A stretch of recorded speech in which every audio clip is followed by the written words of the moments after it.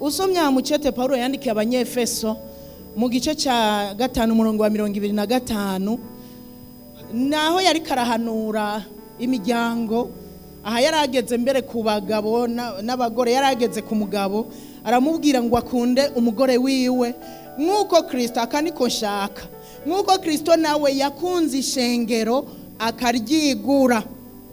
Si ibyo gusa, yari afise intumbero, ntiyakunze ishengero ngo aryigure bihereraho, oya, nuko yari afise umugambi wo kuzorishikana ritagira agasembwa, ngo aryeze aryogesheje amazi n'ijambo, ngo aryishire ari ishengero rifise ubwiza, ridafise amarabaga cyangwa injebejebe cyangwa ikintu cyose gisa gityo, ariko ngo ribe iryera ridafise agasembwa.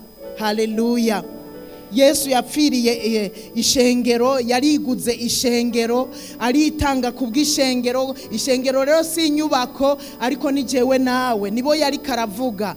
Yaritanze ku bwacu, afise intumbero yo kugira ngo twezwe, dutunganywe gose, atwezesheje amazi n'ijambo, hanyuma ngo azodushikane imbere ya Data tutagira agasembwa, tutagira injebejebe, tutagira ikintu cyose cyotuma twagirizwa ikibi. Haleluya, haleluya.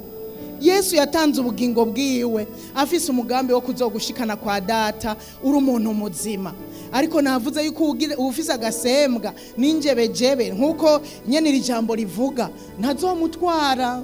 Abakeneye gushikana, abo azojana, abazogaruka kujana, naba batagira agasembwa, naba batagira umugayo, naba batagira injebejebe, nibo azoza kujana ngo abashikane kwa Data. Niyo ntumbero yiwe. Yesu ashimwe cyane.